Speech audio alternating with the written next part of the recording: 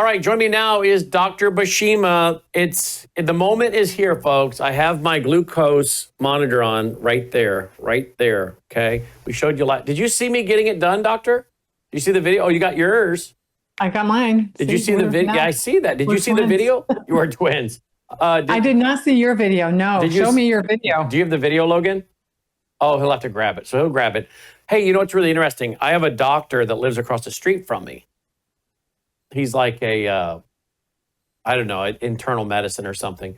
And so he walked over the other day to my house and was inviting my wife and I to a function. He likes to put on something every year, invite everybody to in the cul-de-sac to come around. And he deals with a lot of diabetes in his practice. He has a lot of diabetics and type 2 and whatnot. So I said, hey, look what I'm doing, doc. And I whipped out my phone and I showed him my app, my Labrie app.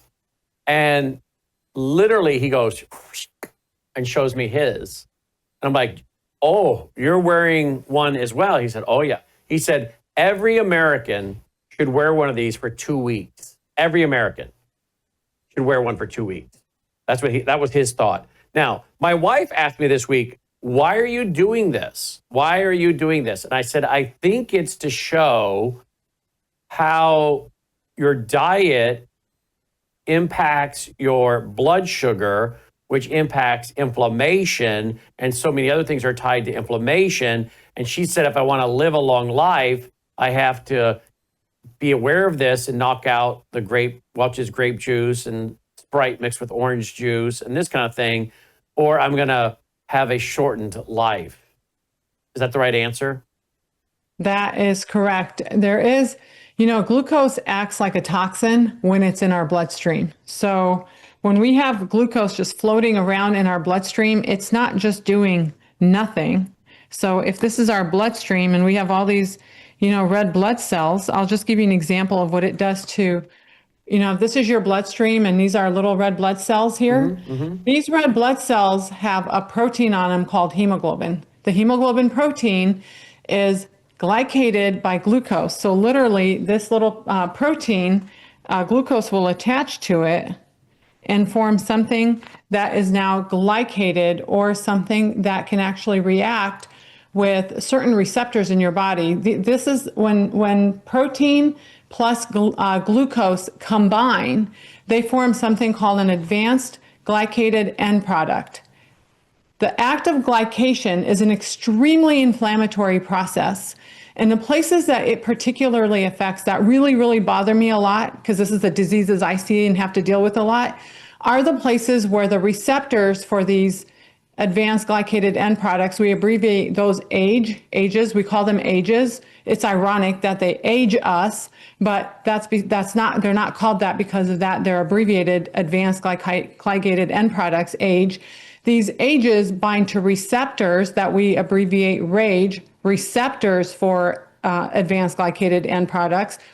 When this combination of glucose plus a protein, lipid, or DNA combined to a receptor, then that's where a lot of inflammation happens. And guess where those receptors are? Where?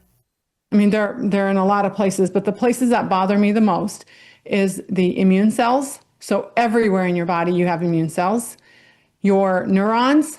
So this is where we see advanced diseases, especially in things like Parkinson's and dementia. And then in your endovascular tissue, so in the blood vessels, okay? This is a real thing. It is actually the most common oxidant. So last week we talked about antioxidants. We made an antioxidant pack. The opposite of antioxidant is pro-oxidation, pro-oxidant, something that makes more inflammation. The number one thing that I see in my practice anyway, and I'm sure a lot of doctors do too, which is why your neighbor wears a glucometer, is glucose being too high. We are overeating in this country, and we're eating the wrong foods, and our blood sugar is constantly high. When your blood sugar is constantly high, you are exponentially making more ages. than if your blood sugars were normal. It is not a linear. If your blood sugar is 140, you're going to make this much more. If you're going to make that, it is exponential in its growth. So we know people who are diabetic and they're not poor and they're poorly controlled and their average blood sugar is 140, 150, 180. We know they are advancing in the aging process much faster than the average person. Now, this is a big deal because when we, this inflammation and the ages process leads to DNA mutations, leads to cancer, leads to Parkinson's, and it also leads to things like mitochondria not working well, feeling very sluggish and tired, brain fog, weight gain, all these things, all because of glucose. That's why it's such a big deal to know what your glucose levels are and what you can do to decrease them. And I have to tell you right now, I just looked at my glucometer. I'm actually shocked. I just ate some rice and beans only because I was in a hurry because I haven't had lunch yet and it's getting late. And so what is your blood sugar at? You're going to die. I mean, I died. I almost died when I saw this. It went up to 154. Whoa, that's high for you. It's very high for me. Look at what it's been all day. And I've had a pretty good breakfast. Oh, yeah. I had a pretty good snack. So this rice. I'm at 105 right now, so I'm beating you. Well, it's the first time you beat me, though. Well, this is true. Logan, can we show my first chart one, guys? Okay, chart one. No, yeah, okay. So that's my average since we started on, when did we start, Logan? Almost a week ago. Yeah. So that's my average, which is 114. Yeah. Now, I will tell you this, Doc. My alarm went off Saturday evening, my alarm went off. I was sitting in the chair waiting on my wife to get ready. And all of a sudden, I got really, really sleepy sitting in my chair. And my cell phone was in the next room. All of a sudden, I hear this alarm going off, which I'd never heard before. I'm like, what is that? And I got up, went into the other room to find out what it was my cell phone. And it was going off because my blood sugar was dropping like a rock. And I was at 69 was where the monitor was at to tell me.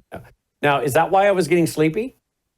That's multiple answers for that one question. It could be one reason why you're getting sleepy, but shortly thereafter and or during that time, as your blood sugar is declining a lot, you have to ask yourself, why is my blood sugar declining a lot? Because think about it, when people fast for days, their blood sugars are not bottoming out, so, and there's reasons for that, but you should be able to go several hours without your blood sugar bottoming out, with the exception of if you have too much insulin. So really the real reason why you bottom out and also the real reason why you feel tired is usually 2 hours before that you had a bigger meal and your blood sugar was probably higher, like high. And so when you have a high blood sugar, what that does is it makes a lot of insulin. Okay, so when you make a lot of insulin, your insulin half-life is longer than your half-life for sugar. So if your sugar goes up really high, let's say it goes up to 150 like mine just did. So it'll be interesting to see what happens to my blood sugar in real time as this podcast goes on today. If I'm metabolically healthy, this shouldn't happen, which I think I am, but every once in a while it does happen. But what happens is your insulin stays high. So if this is your blood sugar, it's, in pink, it spikes up and then it goes down really quick. But insulin also goes up and insulin stays high longer. And when you have high insulin without glucose, then you become hypoglycemic or low blood sugar. What does the body do to make sugar? I mean, you can go and eat, which a lot of people do because it stimulates your appetite. But the other thing you do is your cortisol is released, and that is the fight or flight. Hypoglycemia is one of the most common causes of reoccurring daily fight or flight response from your nervous system, causing your body to increase cortisol so that your body releases stored glucose and breaks down muscle to make glucose. And it also will, it'll increase your blood sugar so that you're not passing out. So to answer that question, I would have to know your history. And more than likely, if I had to guess, I would guess that 2 hours before that you had a heavy meal, or at least one that had a lot of carbs in it. That's very interesting because I think we were just sitting there waiting to go to dinner, so I probably had not had anything. Yeah, so look at your monitor on Friday, and because you can look at your daily monitor on Friday and see what your blood sugar was 2 hours before that. That would be the most important thing. It might have been something you drank. It might have been, well, I'm going to drink some grape juice just to tie me over until, Okay, now I until will then. tell you this, Logan, can you bring up the one that's going toward the red from Friday night, late Friday night dinner? Melissa's birthday dinner, late Friday night. There we go. Yeah. So we Yep. get to the restaurant. I hadn't had anything to eat in multiple hours. And I said to the waiter, I want orange juice mixed with Sprite. Thank you. And I downed 2 of those, waiting for dinner. And all of a sudden, spiky wikey. And then my blood sugar starts doing that. And then I got through the meal. I got chicken. I was texting with you during that time. I got chicken. I got some chicken and rice, and my blood sugar started dropping. The monitor started dropping as I consumed that chicken, right? And just went. But to, it wasn't, it to wasn't what? because of the chicken. It Why was wasn't? because of the insulin response Okay. from the high sugar drink that you just had. Okay. Okay. So you made way too much insulin from that high sugar drink you just drank. Okay. And then the glucose quickly got taken up into the cells. And now you're becoming hypoglycemic. You're on your way to becoming low blood sugar, emergency response. Does that make sense? Yes, but eating the chicken and drinking water didn't help bring that down. So it's not going to do it that quickly. What drinking water and eating chicken will do is it'll help stabilize everything. It Okay. does not help the insulin receptors work better. Some people will drink a lot of water to dilute what they just drank out, kind of like, it makes sense to do that. And it's not a bad idea, especially to drink a lot of water beforehand.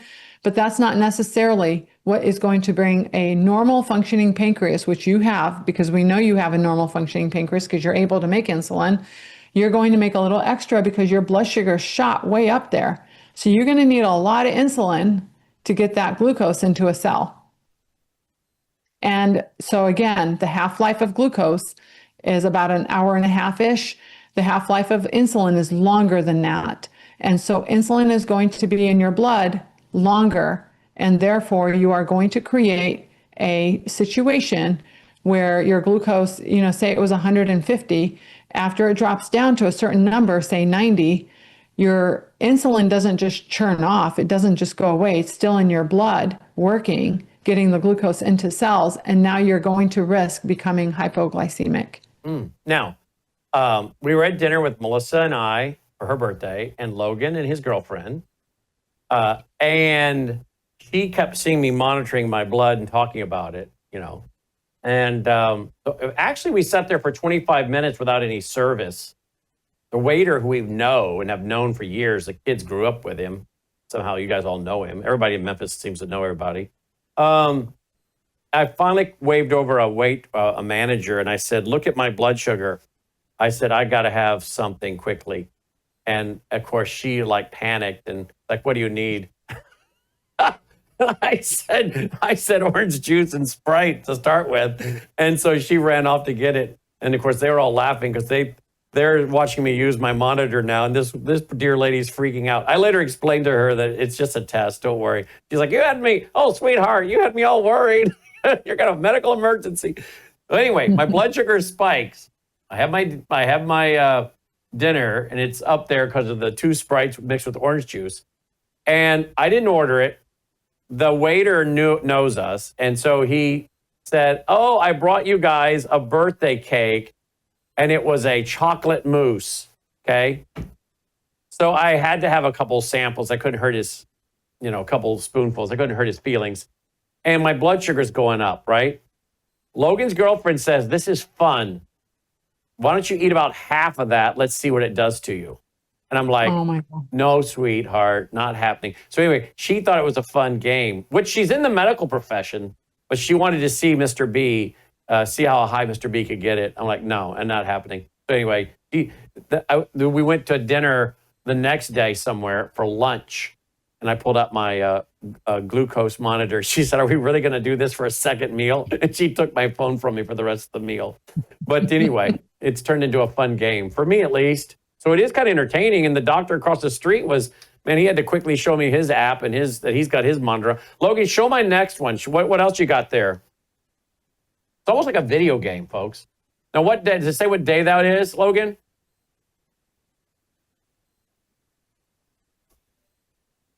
Saturday? Saturday morning when I woke up. Now, do you see where it bottomed out there? What time was that it bottomed out, Logan? 6 a.m. I don't know if that was the morning or not, but twice my alarm has gone off and woke me up. And one time at 3 something in the morning, one night, and that may have been right there where it woke me up. But it's only done it twice. Twice in the week did it wake me up because it went low. But see, now this week I've cut back to 1 coffee, not 3. I'm not drinking any juice, no Sprite, no orange juice. I'm not doing any of that. No potato chips. I mean, they were avocado potato chips, so the healthier ones, but no potato chips. I've actually cut out the yogurt because the yogurt's got sugar, I'm sure. And I've just gone to raw blueberries. Is this why my sugar is not waking me up in the middle of the night with the alarm going off, not bothering me out? Absolutely. And this is one of those things where what we found was people who were complaining of not sleeping well or waking up tired, one of their problems were that their blood sugars are bottoming out. One of the biggest contributors to that is what you're eating. The more simple the food that you're eating, the more simple carbohydrate foods that you're eating, and especially, fructose is especially bad. So believe it or not, fruit juice is especially bad because it's fructose, not glucose, which has a different type of impact on your blood sugars and your liver function and things like that. Just so not to get into too much of that detail, but glucose spikes are not good for you because they'll usually be followed by glucose being low, which then will follow an emergency response by your body to make more glucose, and then you're just in a vicious cycle. And the two things that contribute the most to the nighttime alarms are what you're eating, especially for dinner.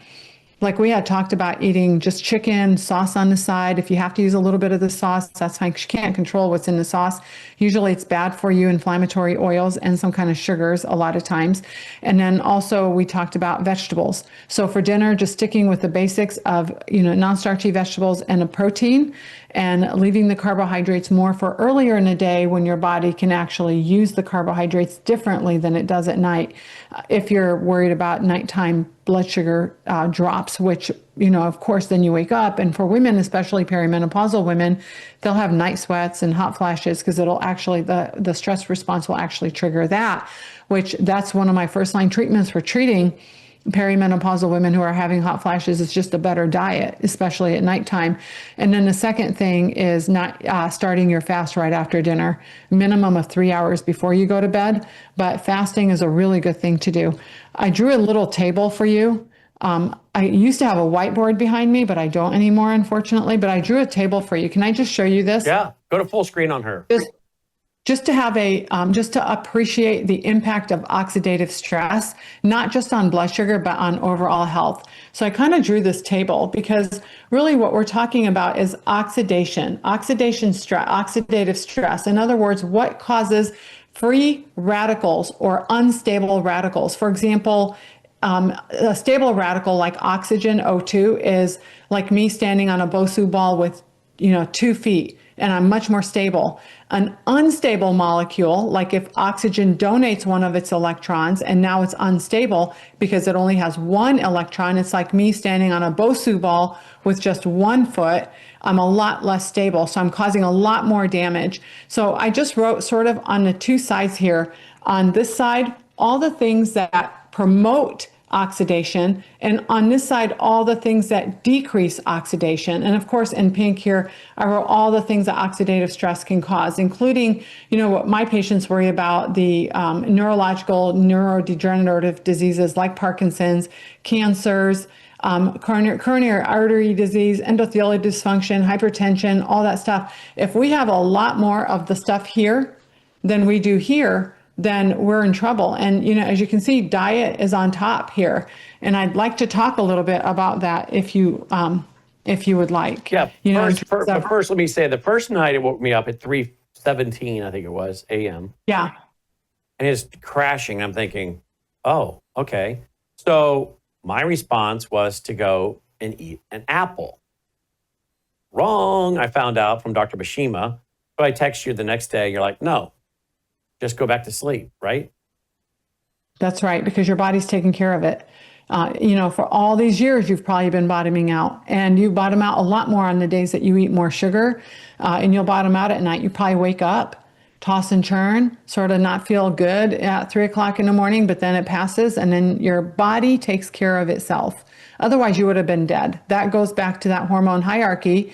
Yeah, I mean, really, it goes back to the hormone hierarchy of cortisol and insulin being on the bottom of that hormone hierarchy and it being responsible for keeping you alive. If we don't get those hormones right, then the other hormones don't matter as much, I want to say. Of course, you'll feel like crap if you don't have testosterone or estrogen, progesterone, but you can live without it.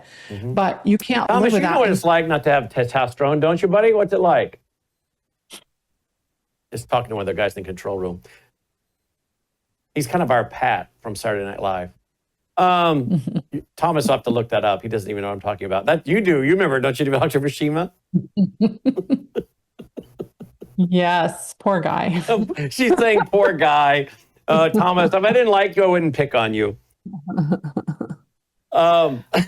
He said, did he just say that on air?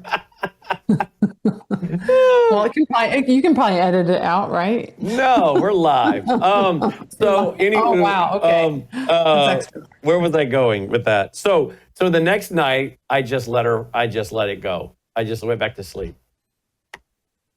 Yeah. In fact, I tell most people to set their alarms with their Libra monitor as low as it goes. And, I mean, if it's going down into the 40s and your body's not responding, there's a bigger problem going on. What's the lowest right? you've ever seen someone's blood sugar go?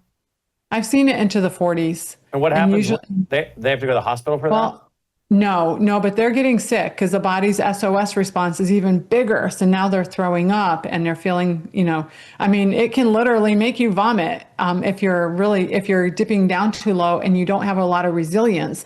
Your body's going to keep pushing that SOS response until it works. Or you die, but honestly, you can't go to the ER every time your blood sugar goes down into the 40s. That would be kind of crazy because you'd be there all the time for some people. So you have to increase what we call resilience for your body's stress response so that it's responding way earlier than when you're dropping way down. And that's the breathing techniques, that's the sleep, that's the moderate amount of exercise. That's being self-aware of what causes stress in your life and dealing with it, journaling, being a gratitude type person mindset rather than always being negative. All these things help build resilience with stress. Huh. So if my blood sugar does this and over and over and over, and I don't finally plane it out, it's going to cut off years of my life because it creates inflammation and oxidation, stress, and all that. But what about type 2 diabetes? At what point are you seeing numbers low or high where you're going, okay, if you don't get this under control, you're headed to type 2 diabetes? What do those numbers look like? So when you look at fasting blood sugar, your fasting blood sugar needs to be above 125, according to the medical, diabetic association.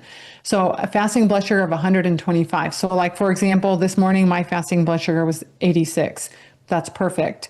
And really, I always, as a functional medicine doctor, we don't wait until you're 125, because if you're at 125, that means you've spent a lot of non-fasting blood sugars way above 125, 150, 160, 170, after meals and things like that. So we want you to be fasting around 100 or less. Really, some functional medicine doctors are saying in the 90s.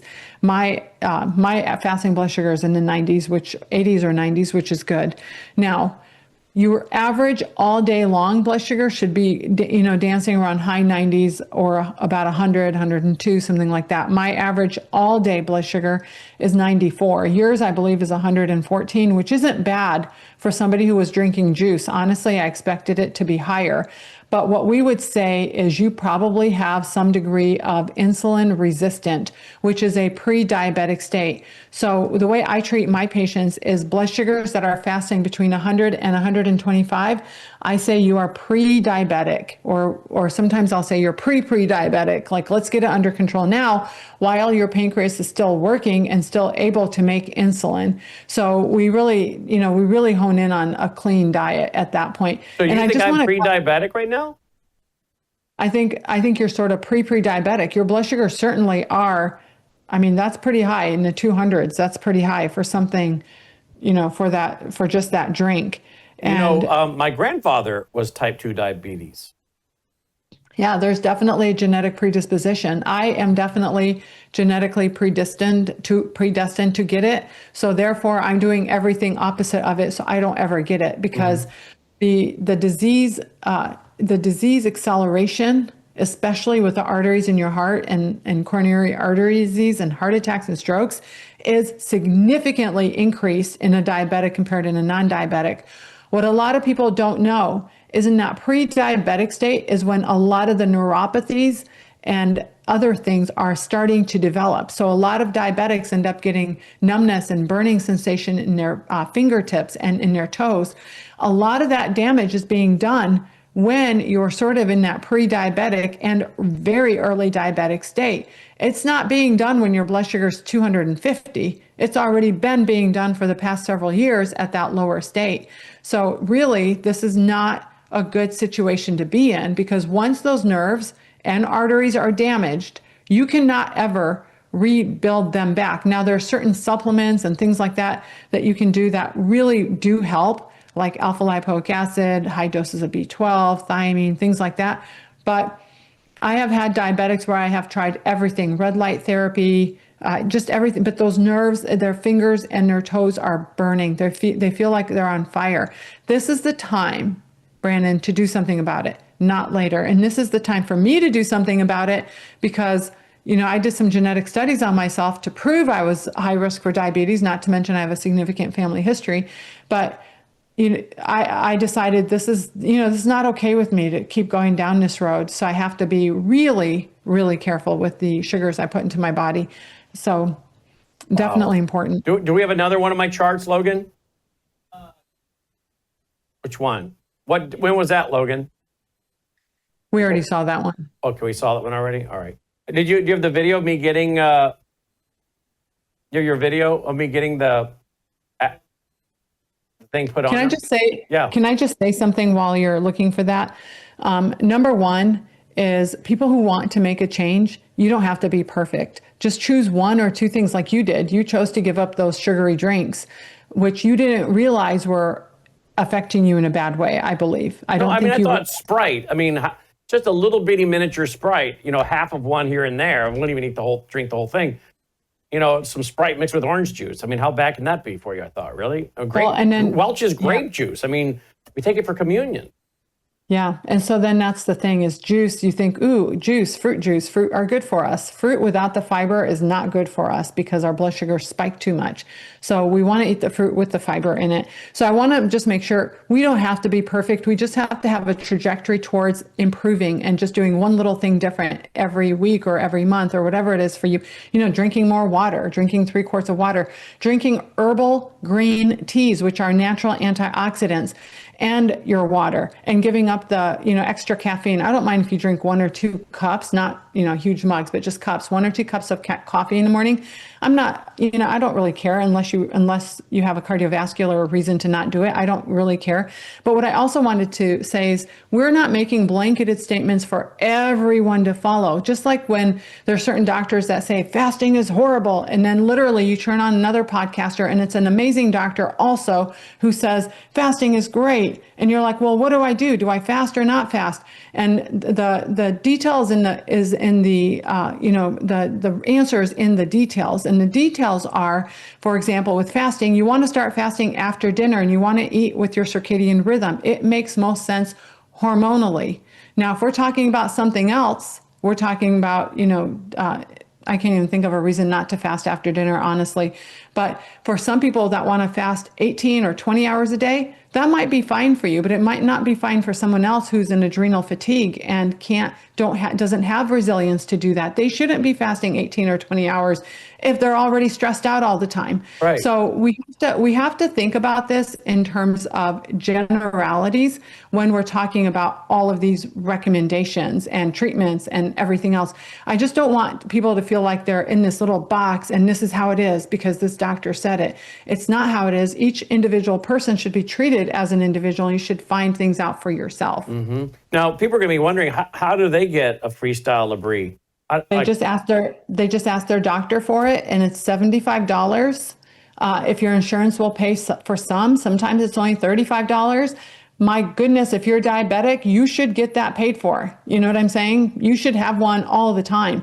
I'm wearing mine for 6 months because I'm really honing in on, what really affects my blood sugars. And I'm really disappointed that I really, at least I didn't bottom out. So my blood sugar went down to 117 and now it's bouncing back up a little bit. She'll go full screen on her because we didn't see that. Go full screen. There we go. Well, I'm 116 right now, so I got you beat. Yeah, you're still beating me right now. That's Now, normally what I would do, honestly, if I had a blood sugar of 154, I probably would get on my Bosu ball right there and do like 20 squats, to be honest. Oh, you mean that? So doing a little exercise will help bring it down? Yes, doing exercise will help bring it down immediately. In fact, that's one of the reasons I recommend walking after dinner. And if you can, walk for 30 minutes after dinner, but even 5 or 10 minutes will help. And the reason why is you are most naturally insulin resistant at nighttime. That means at night is when the glucose will have the hardest time getting into a cell. And remember what we said earlier, glucose not in a cell, just floating around the bloodstream is very inflammatory. So we want to get glucose into a cell, out of the bloodstream, so we can make energy out of it rather than it just floating in the bloodstream at too high of a level. So when you exercise, your muscles suck some of that glucose into their cells because they need the glucose to make energy. So by the way, muscles. So if you let this keep going like this, are you going to lose your muscle mass and your tone? If you have a crappy diet, of course you're going to lose your muscle tone because you're not eating enough But I thought you protein said at some point in a previous interview. Oh, in a stressful, yes, cortisol definitely makes gaining muscle hard. If you're chronically stressed and you're chronically having to break down muscle, then absolutely you will become efficient at making fat, and you will become really good at breaking down muscle. So your body starts breaking down the muscles to make the glucose. Yes, it breaks down muscle and it turns it into something called amino acids that get delivered to the liver that make glucose at 3 o'clock in the morning if your blood sugars are bottoming out. And then what about say guys, 50-something-year-old like got me that doesn't want a belly? Does this impact that too?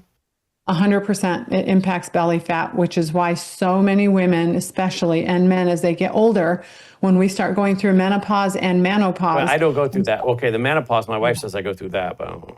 Yeah, menopause, yeah. So what happens is we start to have, because of some hormonal shifts and changes and insulin receptor sensitivity changes, we start to redistribute fat to our belly. Mm-hmm. Okay. It's a lot of work. If you see a 60-year-old woman with a flat belly, generally that's a lot of work or really good genes. Mm-hmm. Mm-hmm. Your wife has, I think, both. Yeah, she does. Probably a lot of work and good genes. Yeah. She has her father's genes, which is thin. Aww. She's thin. Mm-hmm. And her dad's personality, very laid back. Let's go to the video of Logan putting the AI in my body. Here we go. There you go. Is it on? Yeah. You have to make sure it's all, like the tape part's there. All right, now we have to download the app. Yeah, there you go. It's not so AI. Easy. There's no AI in my body just where I start getting a bunch of text. There's no AI. Just kidding. Yeah, there's no AI. But it is, that does worry me though, because you are connected to your cell phone. It does transmit data to your cell phone. So that is the only reason I won't have it on for longer than 6 months. For 6 months, I think it's worth the time. Yeah, but who do I really care if I just broadcast it to the world? So. No, it's just the EMF exposure. Oh, the EMF exposure. Okay. Yeah, and you're being, connected to your cell phone over and over and over again. Yeah, just like the watch, just like the Apple Watch I don't wear, or the Yeah, I ear don't wear the Apple things. I Watch don't wear, either. yeah, I don't wear any of that stuff. I used to wear the ear things thinking it was better than having the phone to my ear, which it is, by the way. But now I just put the speaker on I and do talk. I don't, speakerphone. Speakerphone. yeah. It irritates the dickens out of people, I'm sure, around me. I love it when people are using that, because I'm like, yes, that's how you should be talking on the phone with the speaker. Yeah, Good job. Way to go. when I'm in the restaurant, I'm discussing Well, Hamas and Islam, and I probably wouldn't do that yeah, probably not. in Not- a restaurant. I yeah, probably exactly. put your phone away. Yeah, the Muslim guy next door is getting upset. Yeah. Anyway, is there anything else we have to cover before we go? Just that. I mean, we can talk about this next time, but I want to talk about antioxidants. I want to talk about what you can do. I mean, this can be an hour lecture and I can turn it down into a 2-minute lecture, but I want to talk about some of the most important antioxidant things. You know how we have this scale here that's really heavy naturally, with all the oxidants, the pollution, the chemicals, heavy metals, chronic infections with yeast, mold, Lyme, whatever it is that's overburdening our oxidative system. I want to sort of just talk about, I like to end on a good note. I want to talk about some things that you can actually do. One of the biggest, and we can continue this conversation next week as well, but one of the biggest contributors of oxidative stress is a poor diet. And one of the biggest contributors of that is the wrong types of oils. And the wrong types of oils are multiple fold. One are, for example, the vegetable oils that are chemically processed or overheated to retrieve the oil. Now you have something called a rancid oil, which starts out inflammatory. So it's going to create more oxidative stress for your body to actually be able to handle it.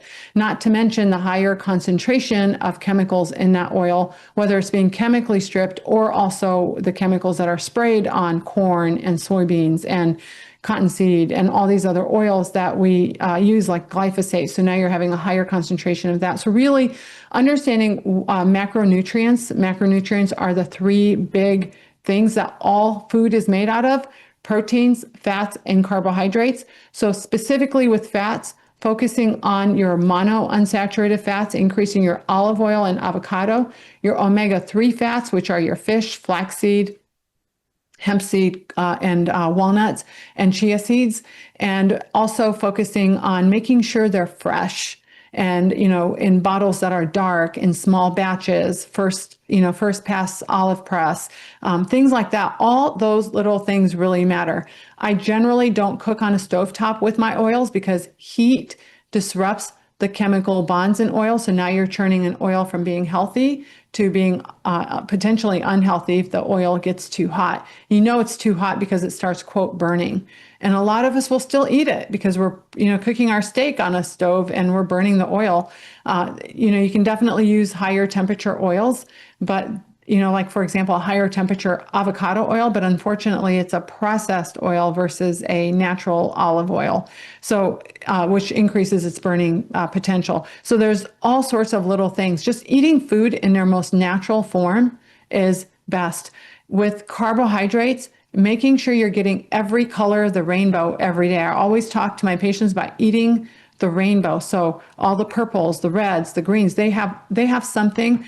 Vegetables are very important because they have something in addition to them being carbohydrates, which are the sugars, which are healthy sugars that won't raise your blood sugar too high and have that huge amount of fiber that that is really good for your gut microbiome and motility of stool and things like that.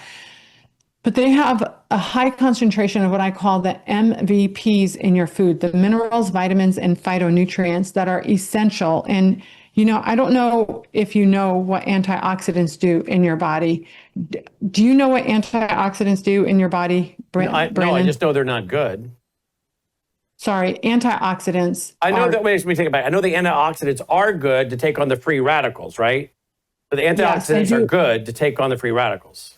They do a lot more than that. I correct myself. I had that wrong at first. Yes. So antioxidants, one of the, like say you have, let me just give you kind of a visual of what antioxidants are doing in real life. Say you have an apple and you cut it in half, okay? And one half of the apple, you just let it sit there by itself and it will turn brown. That browning is oxidation. That's Ah, aging of the apple. Now, let's say we have another apple over here and we sprinkle it with lemon. You know that trick, right? To make no. apples not Of brown. course, no. I bet What Melissa. would make you think I would know Guaran- that? You know, Guarantee you Melissa knows that. So if you I'm sprinkle, sure she does. if you put lemon on it, Can I sprinkle onion or lemon on the side of my 20, what is it? 20, what year is my Malibu boat, Logan? 2001? 2001 Malibu boat. It's in mint condition on the inside. Mint condition on the Wow. inside. Looks brand new. But it gets oxidization on the side. And I have to Yeah, I have don't somebody know. has to do Since something it's every not a couple of living- years. Got to put Yeah, a since lemon it's on. not a living Spray some thing, lemon yeah. on Well, there. to stop I don't know. that. You should research that. I know. About every Yeah. 5 years, I have to have somebody come out and they take off the oxidization and it pops. It's got it's red, pops, you know. But Someone saw it not too long ago. I didn't get to use it last year. Too busy.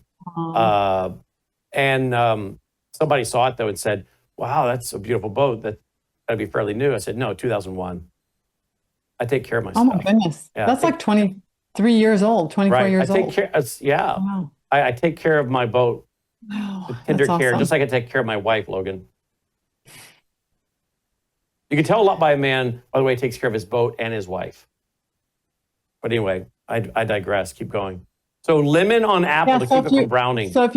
So yeah, and what is it really doing? It's keeping it from oxidizing. And why is that? Because lemon has a lot of polyphenols in it that are antioxidant. So yes, if I'm standing on a Bosu ball with one leg, I'm very unstable, I'm wiggly. If I have two legs Wait on, a minute. Can you I'm do much that more on one stable. leg? Can you do that on one leg? Oh yeah, I do it all the time. I'm actually pretty stable on a Bosu ball because you know, Wait I a do minute, it all guys. the Do you hear time. what she can do? Yeah, see? Do you see my Logan. Bosu ball down there? No, should go down farther. Right there? Oh my word, Logan, she can stand on that with one leg. Oh, I can do more than that. I can stand on it with one leg and do squats. So, I mean, with weights.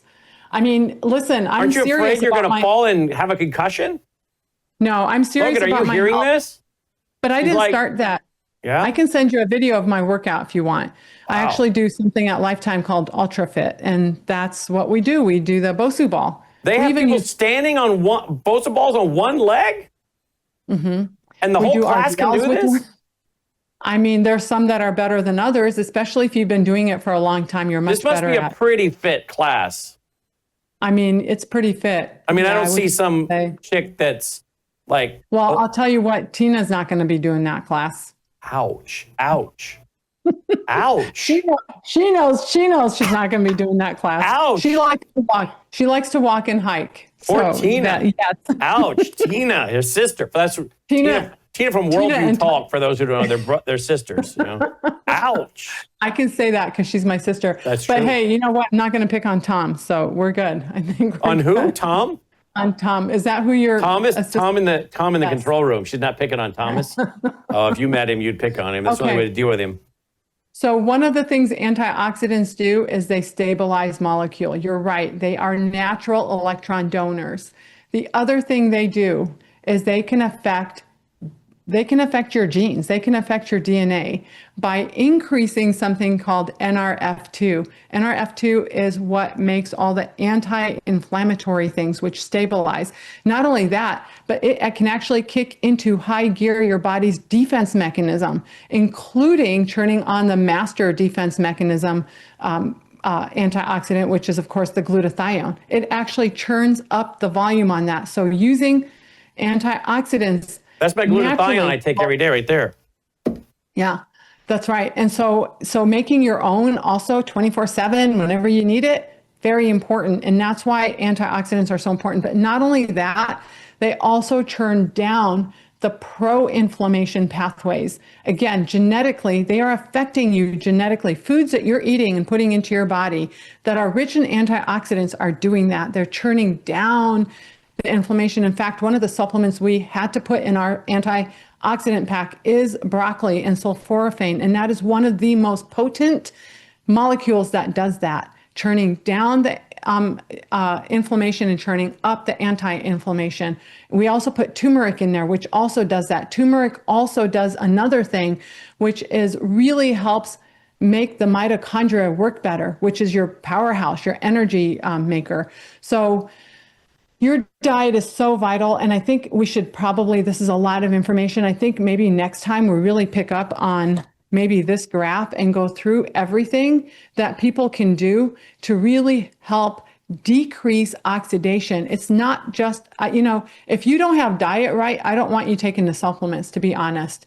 If you can't get diet right, there's not enough supplements that you can do to counterbalance the bad effects of diet on this side. So if you're eating out all the time and you eat foods that are fried in really, really bad oil, very rarely do I find a restaurant that is actually using olive oil and avocado oil in their food. And when they do, they advertise the heck out of it because it's more expensive to do that. And for me, being gluten-free, I'm not doing all the fried stuff because I'm gluten-free. So I can't do like fried chicken anymore. Which, one of my favorite meals is a good old extra crispy Kentucky Fried Chicken with mashed potatoes and gravy. Man. But I'm not doing it. I'm going gluten-free because if I'm not gluten-free, then I get all puffy and I got a puffy face and then I'm on TV puffy and I don't want to be puffy on television. And so then you got Logan, who he scratches like a little girl when he gets a hold of some gluten. He gets a little gluten and he's scratching like a little monkey over there. He breaks out a little rash and he just scratches like crazy. Don't you, Logan? He's rubbing up against the bark of trees out in front of the studio because he's so itchy. So he doesn't touch it. Melissa, she also has all kinds of reactions, same thing. So they don't do it because they have an allergic reaction. I don't do it because I want to live longer and I don't want to be puffy. So it's not hard for me to avoid those oils anymore because I'm not doing the fried stuff. I'm doing salmon, right? I'm doing grilled chicken, and I'm asking for some broccoli and some green beans on the side. I've turned into a little Dr. Basima brainwashed talk show host.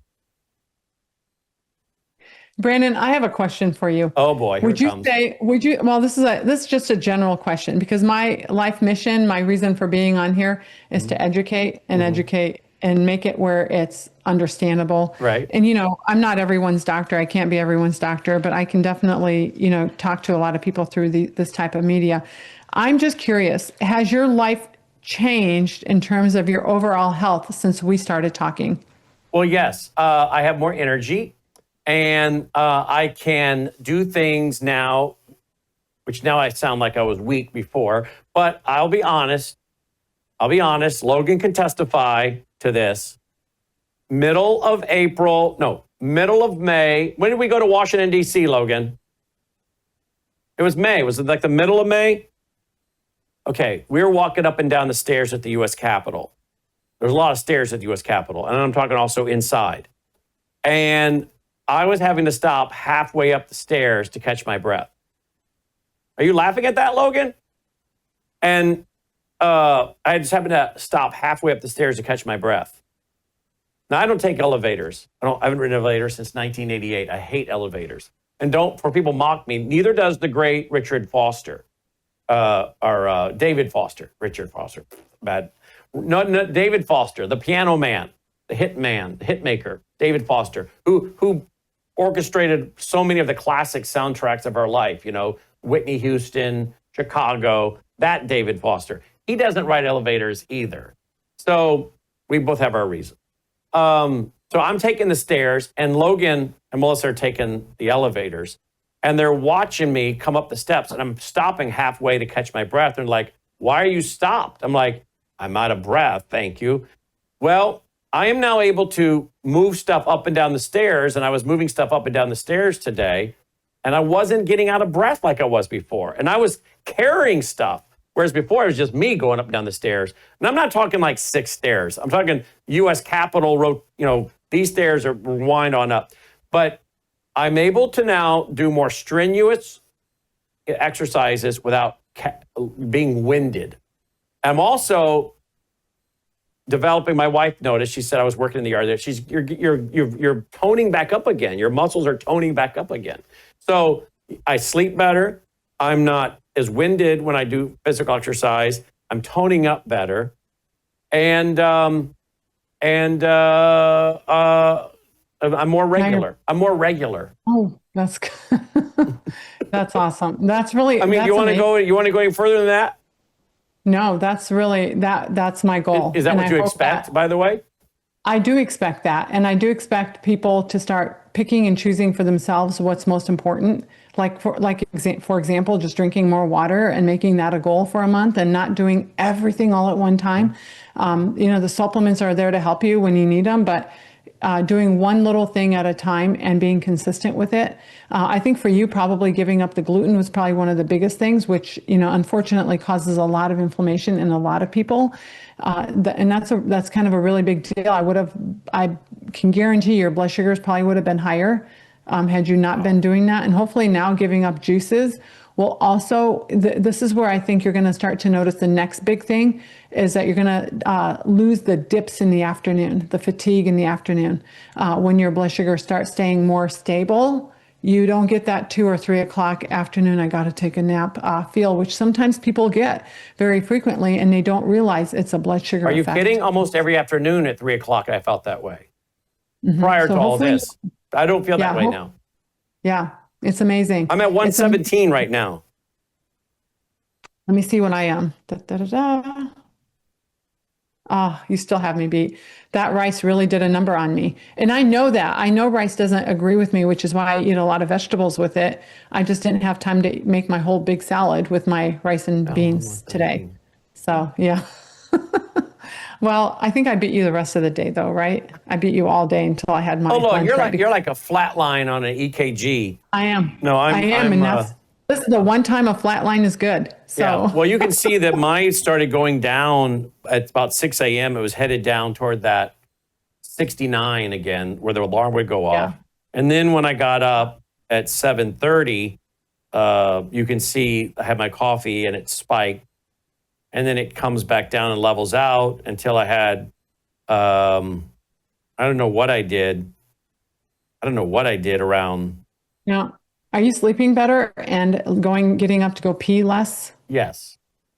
Okay. Yeah. There you go. There you go. It truly is a blood sugar thing. It was eye-opening for me too. As a doctor, it was eye-opening to me how much worse my blood sugars were when I ate late at night. And that was a big eye-opener for me. If people can do one thing, like let this be their one thing this month, is start fasting after dinner. Just do that. No, I don't eat after dinner because you told me not to. And my wife has been telling me for a couple of years, you can't be really eating, Brandon, after 7 o'clock. That's right. Yep. And with that, maybe we'll continue talking Well, about. let me just have you plug this real quick. Plug this before we go, will you? Yes. Yeah. This is our amazing antioxidant super pack. We call it super because it's got some pretty super ingredients in it, including each month's worth has like 10 pounds of broccoli in it, that much sulforaphane. And it's actually got a enzyme with these. So, I mean, these supplements are like these professional grade supplements. There's a reason behind it because the sulforaphane, for example, needs to be activated by a special enzyme, and that enzyme is mixed with the powder in that capsule. There's also an antioxidant pack, supplement pill there that has a whole bunch of different types of antioxidants that are found in different colored berries primarily. There's also curcumin or turmeric, which is extremely anti-inflammatory. It quenches free radicals and that pro-oxidative stress stuff. So definitely great for that. Plus, it really helps because it's such a great anti-inflammatory supplement. It also helps your mitochondria work better, so you're making more energy. And then, of course, NAC, N-acetylcysteine is the rate limiting step that your body, the amino acid that your body needs to make glutathione. Glutathione is made out of 3 amino acids. The one it needs from us is the N-acetylcysteine. So putting it in a pack there, not only are we having potent antioxidant effects, we're also improving the immune system, which, by the way, we didn't even hardly talk about this today, but your immune system is one of the biggest causes of oxidative stress, which is why we focus on gut health and improving the gut-associated lymphoid tissue and all that, just to help calm that immune system down. Immune system works by creating oxidative stress. That's how the body, for example, kills a bacteria, is it actually makes peroxide and chloride to kill it. And now we're having to deal with the after effects of that. So really helping boost your immune system and support your immune system is a really good idea. So we put that together, that along with a really good diet, which we'll be releasing our course soon too on this platform, the course that I use for my patients. I think that combination is really life-giving, so really, really good. Well, we're getting better health, getting healthier, hopefully going to live longer. My and wife, better. And what? And better, live longer and better. And I want to talk at some point also about hips, joints, because I was watching one video talking about how it's very good to squat, to get down and to squat, and then to rotate your hips. And, they're talking about staying limber so you don't end up like an old person bent over. And, but I was reading recently where a lot of people break their hip and they think that they fell and broke their hip, but increasingly people are finding out that they didn't fall and break their hip. They broke their hip and fell. That their hip is breaking. Breaking before they fall. Right. I don't have data on that. Most of the hip fractures I've seen are traumatic hip fractures from accidental falls, tripping over a rug, falling down a staircase, not seeing the last step, walking in the dark, whatever it is. For my patients, that's what I've seen the most. But I'll have to look into that, to be honest. Because I didn't know this. My father told me this week. Did you know my great-grand, well, of course you didn't know this, but my great-grandfather, he was 90-something. He was walking in the backyard and his hip broke and he fell. Wow. And then I have another relative of mine who was doing laundry and turned a funny way and said they fell and broke their hip. I think they turned a funny way and they broke their hip. And this person was very, very, what's the word? Sedative. I mean, they would sit a lot. What's that word? Sedentary. Sedentary, thank you. They sat a lot. Or they would stand at the kitchen sink or doing something, but they didn't move. They didn't exercise. They didn't walk, right? They weren't doing 7,000 steps a day. So anyway, that should be interesting. I wonder how many people their hips are becoming fragile and breaking before they even hit the ground, or they're becoming fragile, so even a minor fall that they could have survived years earlier becomes a hip fracture. Yeah, this is where the topic of hormone replacement therapy is a really big deal because that's definitely hormone replacement. And all the horrible media that the bioidentical HRT has received in the past 20-something years. Luckily, I've always had my patients on bioidentical hormone replacement therapy, and they've done really, really well. So, and that's very important for cardiovascular health, bone health, and brain health. We don't want to lose our brain function when we get older. We want to be able to maintain that. Absolutely. All right. Here you go, folks. WorldviewVitamins.com. WorldviewVitamins.com. Our weekly chat with Dr. Basima Williams. As always, thank you, Doctor. Thank you, Brandon. We'll be right back after this break.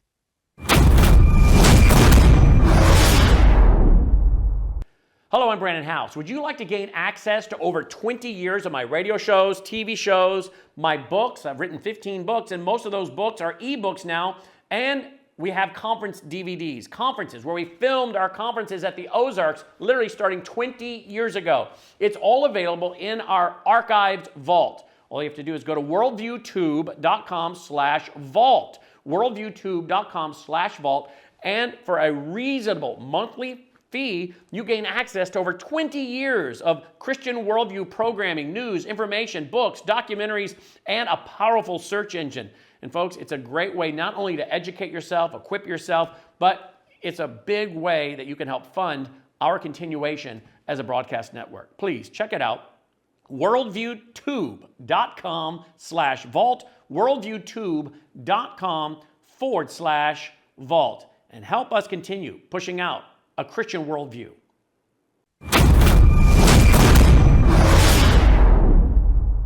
All right, guys, that's our broadcast for tonight. Hey, do you appreciate all we're doing here? All the shows we push out at Worldview Tube, myself, Tamara Scott, Dr. Thorpe, Dr. Witcher, Andy Wood, Sharam Hadian, Annie Cyrus. Who else, Logan? Dr. Rob Lindstead, Aaron, our reporter on the ground in Israel. Who else we got, Logan? Patrick Wood and Logan. So many shows. If you appreciate all we're doing, folks, by the way, we don't charge those people to have shows here. Do you know that? They don't pay us to have shows. We give them the shows, and we give them the team to produce the shows. They don't pay for it. We do, so they can have a show.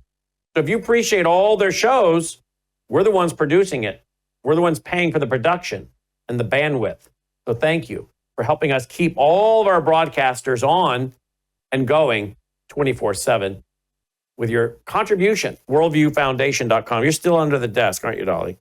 WorldviewFoundation.com. WorldviewFoundation.com. There it is. Roll the music, boys. Let's call it a night. Here, get your pack of business cards. They're printed double-sided. I haven't played any gin this week. Always reminds me of gin when I do this.